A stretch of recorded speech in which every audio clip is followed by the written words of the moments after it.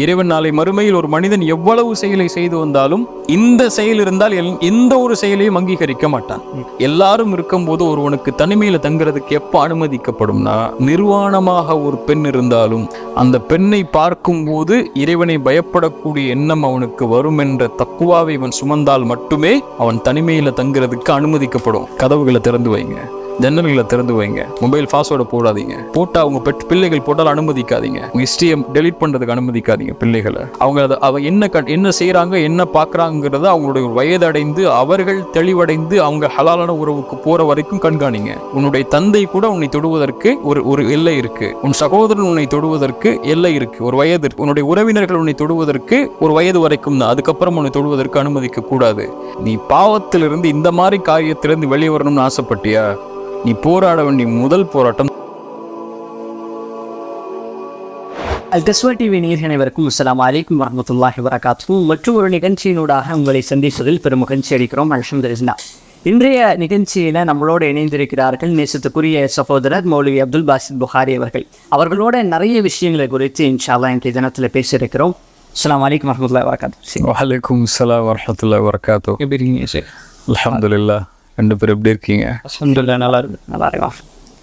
அடுத்த கொஸ்டின்ஸ்குள்ளே போகலாம் அப்படின்னு சொல்லி நினைக்கிறேன் இன்ஷா அல்லாஹ். இன்றைக்கு இருக்கக்கூடிய வாலிபர்களுக்கும் அவர்களுடைய பெற்றோர்களுக்கும் மத்தியிலுமான உறவு அப்படிங்கிறது ரொம்ப பாரதூரமான ஒரு விஷயமாக இன்றைக்கு சமூகத்தில் பார்க்க முடியுது. என்ன சொன்னால், இன்றைக்கி இஸ்லாமிய சமூகத்து மத்தியில் கூட நிறைய முதியோர் இல்லங்கள் அதிகரிக்கப்பட்டிருக்கு. நிறைய வாலிபர்கள் திருமணம் முடித்தோன்னே தனியாக மனைவியோடு போயிடுறாங்க, பெற்றோர்களை விட்டுட்டு. இந்த மாதிரியான நிறைய விஷயங்கள் நம்மளால் பார்க்க முடியுது. இதற்கு மார்க்கம் என்ன சொல்லுது? அதாவது பிள்ளைகள் பெற்றோரிடத்தில் நடந்து கொள்ளக்கூடிய விதங்களை பற்றி இஸ்லாம் என்ன சொல்லுது? சுருக்கமாக சில முக்கியமான விஷயங்களை மட்டும் நான் இந்த இடத்துல பகிர்ந்து கொள்றது சம்பந்தமாக. அல்லாஹ்வுடைய மார்க்கத்தை பொறுத்த வரைக்கும் அல்லாஹ்வுக்கு பிறகு, படைத்த இறைவனை வணங்குதலுக்கு பிறகு, இறைவன் அவனுடைய அடியார்கள்ட்ட எதிர்பார்க்கக்கூடிய ஒரே ஒரு கடமை, அவனுடைய கடமைக்கு பிறகு என்னன்னு சொன்னா பெற்றோர்களுக்கு பணிவிடை செய்தல், பெற்றோர்களிடத்துல நல்ல முறையில் நடந்து கொள்ளுதல் தான். குர்ஆன் சொல்லுது, வகதா ரப்புக அல்லா தஅபுது இல்லா இய்யா வபில் வாலிதைனி இஹ்சானா. மனிதர்களுக்கு இறைவனை வணங்குதலை இறைவன் விதியாக்குகிறான். அதற்கு பிறகு அல்லாஹ் என்ன சொல்றான்னா, பெற்றோர்களிடத்தில் நல்ல முறையில் நடந்து கொள்ளுதலை இறைவனுக்கு பிறகு இறைவன் விதியாக்குகிறான் அப்படின்னு சொல்றான். குர்ஆன்ல ரெண்டு வசனங்கள், குர்ஆன்ல 3 வசனங்கள் இருக்கு. ரெண்டு கடமைகளை இணைத்து சொல்லும்.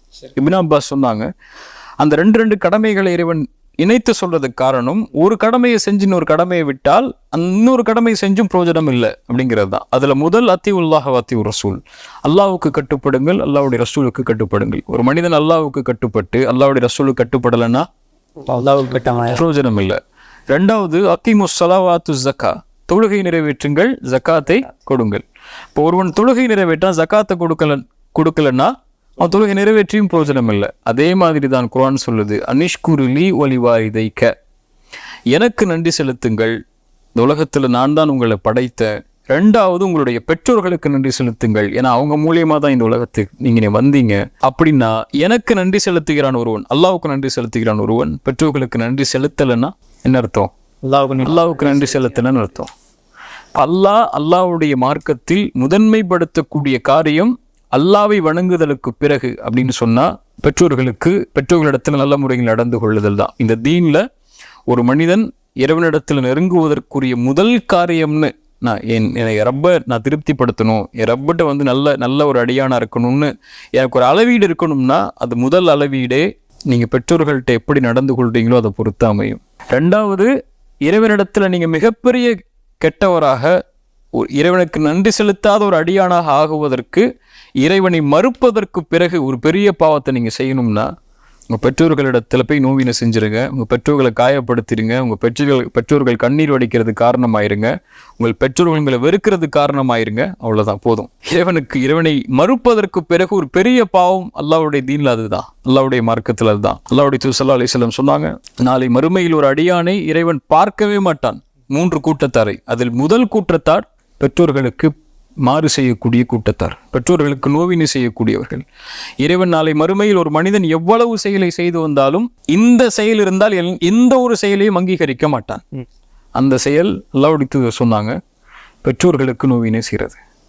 ஸல்லல்லாஹு அலைஹி வஸல்லம் சொன்னாங்க, ஒரு மனிதன் நாசமாகுவான். பிறகு சொன்னாங்க, ரகிப அன்ஃபுஹு, அவன் நாசமாகுவான். சும்ம ரகிம அன்ஃபுஹு, பிறகும் நாசமாக்குவான். பெற்றோரில் ஒருவரோ இருவரோ உயிரோடு இருந்தும் யார் அவர்களுக்கு பணிவிடை செய்வதன் மூலமாக நல்லா கவனிங்க சொர்க்கம் நுழையவில்லையோ அவன் நாசமாகுவான்.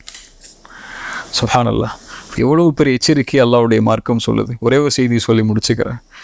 அல்லாஹ்விடத்தில் ஒரு மனிதன் நெருங்குவதற்கு உள்ள முதல் அடிப்படை காரியம் பெற்றோர்களிடத்தில் நல்ல முறையில் நடந்து கொள்றது தான். இப்னு அப்பாஸ் ரலியல்லாஹு அன்ஹு ஒருவர் அவர் வந்து சொல்றார், இப்னு அப்பாஸ், நான் ஒரு பெண்ணை திருமணம் செய்ய ஆசைப்பட்டு பெண் பேசினேன். அந்த பெண்ணும் என்னை ஏமாற்றி இன்னொருத்தரை திருமணம் செஞ்சுட்டார். ஆனால் கோபத்தில் அந்த பெண்ணை நான் கொலை செஞ்சுட்டேன். தண்டனை எனக்கு கிடைக்க போகுது. அதுக்கு என்ன தண்டனையோ வாங்கி கொள்றேன். ஆனா ஃபஹல்லி மின் தௌபா, அல்லாஹ்விடத்தில் எனக்கு மன்னிப்பு உண்டா அப்படின்னு கேட்குறாங்க, நான் செய்த இந்த பாவத்துக்கு. இப்னு அப்பாஸ் கேட்டாங்க, உம்முக ஹய்யா, உன் தாய் உயிரோடு இருக்கிறாளா?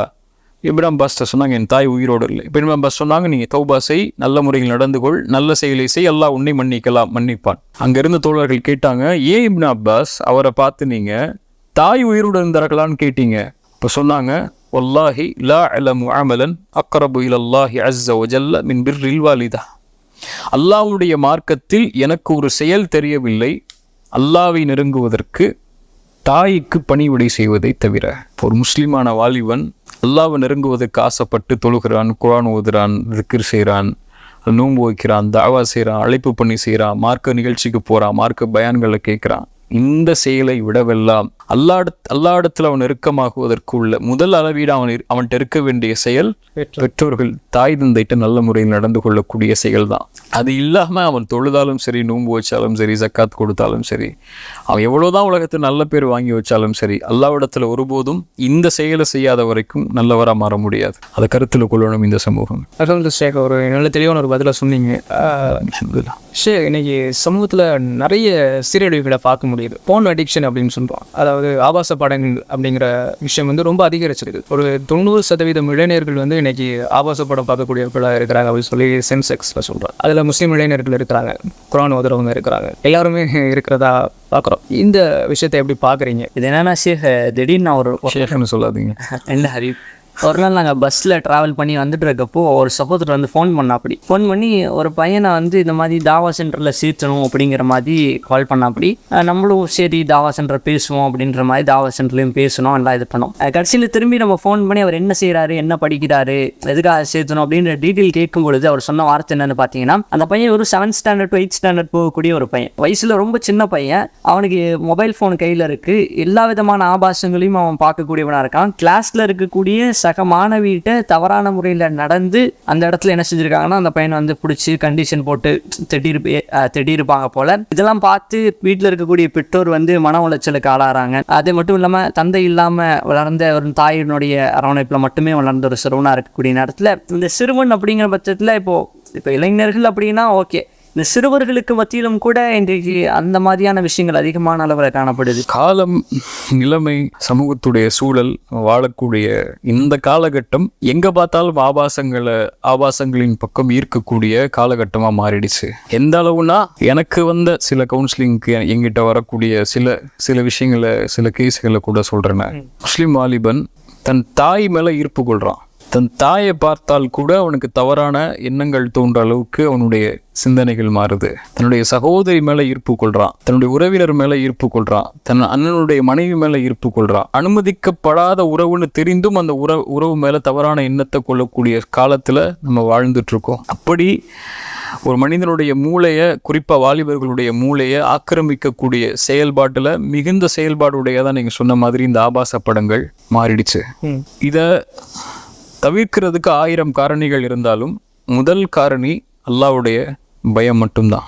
ஒரு மனிதன் தன்னை கண்காணிக்கக்கூடிய ஒருவன் இருக்கிறான் அப்படின்னு என்னைக்கு அவன் நினைக்கிறானோ அப்பதான் முதல்ல பாவங்கள் இருந்து வெளிவரக்கூடிய முதல் ஸ்டெப் எடுத்து வைப்பான். அது வரைக்கும் எடுத்து வைக்க மாட்டான். ரசூலுல்லாஹி ஸல்லல்லாஹு அலைஹி வஸல்லம் ஒரு ஹதீஸை சொன்னாங்க. குறிப்பா இந்த ஹதீஸ் தனிமையில தவறான காட்சிகளை பார்க்குறவங்களோ, தவறான செயல்பாடுகளை செய்கிறவங்களோ, தவறான எண்ணங்களை தனிமையில் வர்றவங்களுக்கு மிகுந்த எச்சரிக்கையான ஹதீஸ். ரசூலுல்லாஹி ஸல்லல்லாஹு அலைஹி வஸல்லம் சொன்னாங்களா, அலமன்ன அக்வாமன் மின் உம்மத்தி யஅதூன யௌமல் கியாம பிஹசனாத்தின் அம்சாலி ஜிபாலி திஹாமத பைதன். என் சமூகத்தில் ஒரு மக்கள் நாளை மறுமையில திஹாமாவுடைய மலையளவு நன்மைகளை சுமந்து வருவாங்க. ஆனால் அந்த நன்மைகளை திஹாமாவுடைய மலையளவு சுமந்து வந்தாலும் அல்லாஹ் அதை தூசிகளாக மாற்றி விடுவான். சஹாபாக்கள் கேட்டாங்க, அல்லாஹ்வுடைய தூதரே, அவர்களை பற்றி எங்களுக்கு சொல்லுங்க, அவங்க யாரு? ரசூலுல்லாஹ் சொன்னாங்க, அவங்களுடைய தோளில் இருந்து வருவார்கள், உங்களை சார்ந்தவர்கள் அவர்கள், உங்களுடைய மக்கள் தான், உங்க சமூகம் தான், வேற சமூகத்தை பத்தி நான் பேசல. எப்படி இரவுடைய வணக்கத்தை நீங்கள் எப்படி எடுத்துக்கொள்கிறீர்கள்? சஹாபாக்களை பார்த்து சொல்றாங்க, தஹஜ்ஜுடைய தொழுகையோ கியாமுல்லைலுடைய தொழுகையோ நீங்க எப்படி தொழுவீங்களோ அது மாதிரி அவங்களும் தொழுவாங்க. கியாமுல்லைலுடைய தொழுகையை தொழுவான். இப்போ கியாமுல்லைல தொழுகிறவன் ஃபஜ்ர தொழ மாட்டானா? கியாமுல்லைல தொழுகிறவன் 5 வக்து தொழுகை தொழ மாட்டான், நோன்பு வைக்க மாட்டானா? எல்லா காரியங்களையும் செய்வான். ஆனால் இப்படி ஒரு மனிதன் வருவான் நாளைக்கு மறுமையில். ஆனால் அவனுடைய நன்மைகள் எல்லாம் திஹாமாவுடைய மலையளவு இருந்தாலும் என்னாகும்? தூசியாக மாற்றப்பட்டுரும். ரசூலுல்லாஹி ஸல்லல்லாஹு அலைஹி வஸல்லம் அவங்கள்ட்ட கேட்டாங்க, அல்லாஹ்வுடைய தூதரே, என்ன பாவம் செய்வான்? இதா ஹலவ் பி மஹாரிமில்லாஹி இன்தஹகூஹா. இதான் முக்கியங்க. வெளிப்படையில் அவன் எந்த ஒரு தவறான செயலையும் செய்ய மாட்டான், நல்லவராக இருப்பான். ஆனால் தனிமைன்னு வந்துருச்சுன்னா, இந்த கதவுகள் அடைக்கப்பட்டு ஜன்னல் அடைக்கப்பட்டு யாரும் அவரை பார்க்கலன்னு எண்ணம் வந்துச்சுன்னா ஃபோன் எடுத்துருவான், யூடியூப் போயிடுவான், தவறான வெப்சைட்டுக்கு போயிடுவான். ஏன்னா யாரும் அவனை கண்காணிக்கல.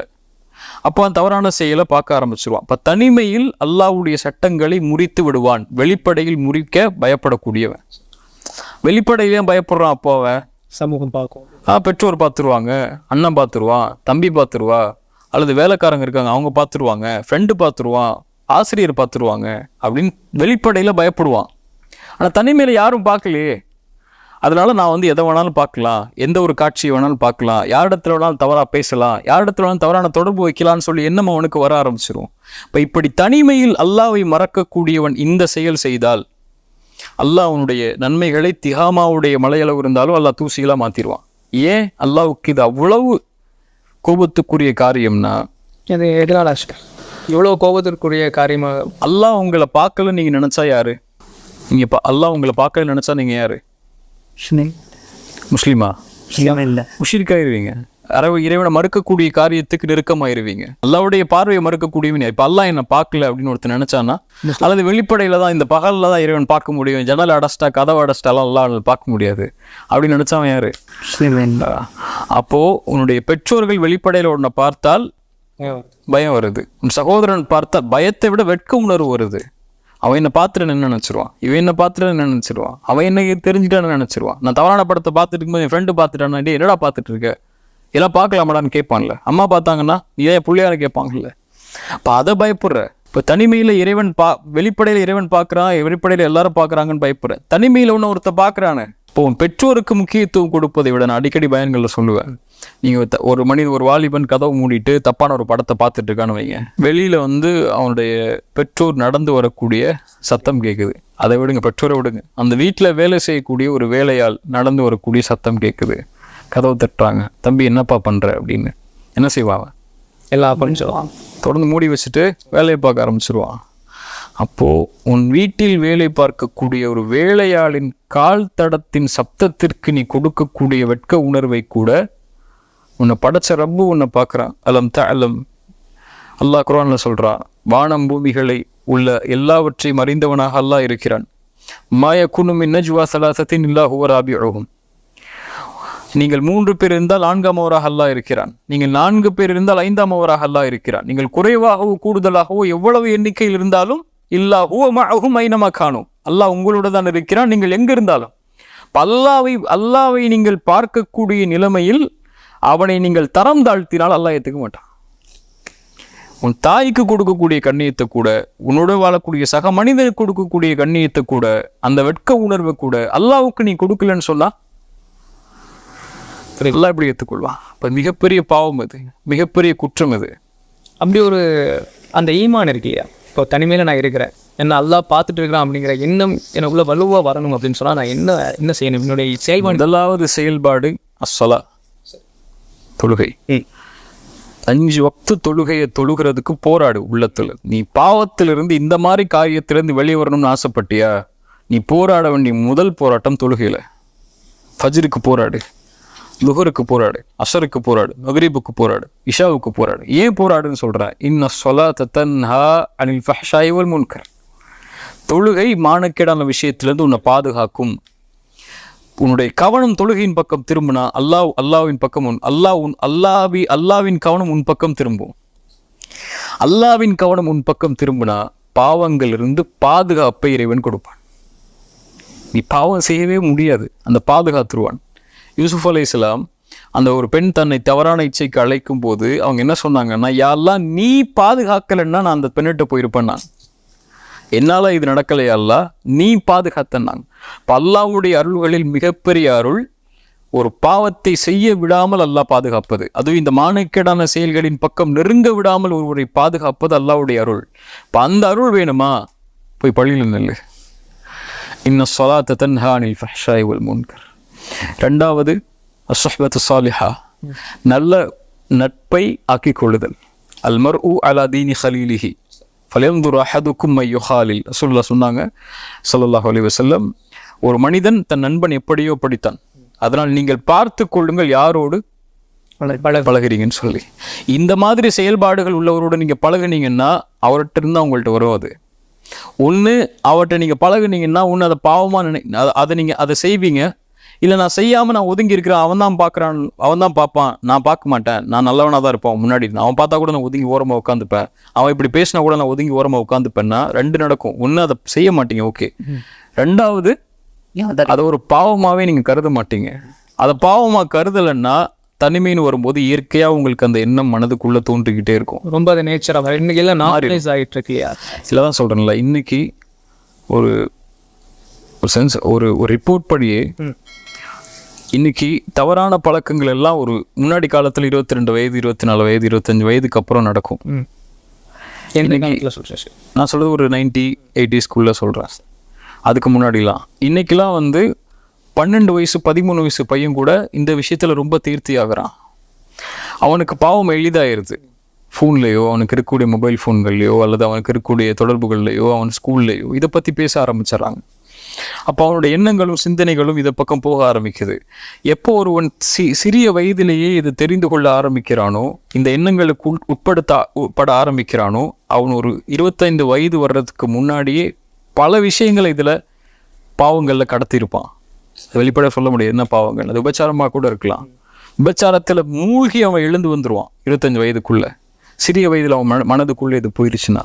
இப்போ மூன்றாவது, பெற்றோர்களுடைய கடமை நல்ல நட்பை அவன் தேர்ந்தெடுத்ததற்கு பிறகு பெற்றோர்களாக இருக்கக்கூடியவங்களுடைய கடமை அவனை கண்காணிக்கிறது. அவனுக்கு தனிமை என்ற அறையே கொடுக்கக்கூடாது. மிக முக்கியமான காரியம் அது. ஒரு வாலிபனும் தனக்கு இந்த எண்ணம் இருந்துச்சுன்னா அவன் தனிமையுடைய அறையை எடுத்துக்கொள்ளவே கூடாது. எந்த அளவுன்னா, ஒரு அரபி புத்தகத்தில் படித்ததா, ஒருவனுக்கு தனிமையில் அவன் தங்குறதுக்கு எல்லாரும் இருக்கும்போது, சூழலுக்காக தனிமையில் தங்குறது வேற, எல்லாரும் இருக்கும்போது ஒருவனுக்கு தனிமையில் தங்குறதுக்கு எப்போ அனுமதிக்கப்படும்னா, நிர்வாணமாக ஒரு பெண் இருந்தாலும் அந்த பெண்ணை பார்க்கும்போது இறைவனை பயப்படக்கூடிய எண்ணம் அவனுக்கு வரும் என்ற தக்குவாவை இவன் சுமந்தால் மட்டுமே அவன் தனிமையில் தங்குறதுக்கு அனுமதிக்கப்படும். அந்த எண்ணம் யாருக்காவது வருமா? அவ்வளோ தக்குவாவை சுமந்தவங்களை நம்ம வாழ முடியுமா? அல்லாஹ் அப்படி உருவாக்கணும். அப்படி இருக்கிறோமா? இல்லை. அப்போ தனிமையில் இருக்கக்கூடாது. கதவுகளை திறந்து வைங்க, ஜன்னல்களை திறந்து வைங்க, மொபைல் பாஸ்வேர்டை போடாதீங்க, போட்டால் அவங்க பிள்ளைகள் போட்டால் அனுமதிக்காதீங்க, உங்கள் ஹிஸ்ட்ரியை டெலீட் பண்ணுறதுக்கு அனுமதிக்காதீங்க பிள்ளைகளை. அவங்க என்ன செய்கிறாங்க, என்ன பார்க்குறாங்கிறத அவங்களுடைய வயதடைந்து அவர்கள் தெளிவடைந்து அவங்க ஹலாலான உறவுக்கு போகிற வரைக்கும் கண்காணிங்க. அப்படி கண்காணிக்கக்கூடாது, என் கட்டுப்பாட்டில் இருப்பான்னு சொன்னால் நிர்பந்திங்க. நீ கண்காணிக்கப்பட்டதா ஆக, நீ இப்படி தான் இருக்க முடியும், உன்னுடைய அறையுடைய கதவு மூடப்படக்கூடாது, ஜன்னல் மூடப்படக்கூடாது, எப்புள்ள தானே என்ன வேணாலும் பார்த்துக்கிட்டு அவனுக்கு சுதந்திரம் இருக்குது. அப்படி நீங்கள் விட்டீங்கன்னா நாளைக்கு மறுபடியும் எல்லாம் அவங்களை பிடிச்சிருவான். இப்போ தனிமையை தவிர்த்து கொள்ளணும். பெற்றோர்களும் தனிமையை ஏற்படுத்தக்கூடாது. இந்த மாதிரி காரியங்கள் மட்டும்தான் அவனை அதிலிருந்து வெளியே கொண்டு வரும். இல்லைன்னா அவனை சிறு வயதிலேயே நுழைக்கப்பட்டுட்டீங்கன்னா இன்னும் எல்லையற்ற பாவங்கள் வரக்கூடிய காலத்தில் இன்னும் அவன் தன்னை அழித்துக் கொள்வதற்கு அது காரணமாயிரும். பெற்றோர்கள் கண்காணிக்கணும் அப்படின்னு நம்ம சொல்கிறோம் இல்லையா? இப்போ தான் எல்லாமே நார்மலைஸ் ஆகிட்டு. பெற்றோர்களும் ஃப்ரீடம் அப்படிங்கிற பேரில் அதை அனுமதிக்கிறது அப்படிங்கிறத எப்படி எடுத்துக்கிறது?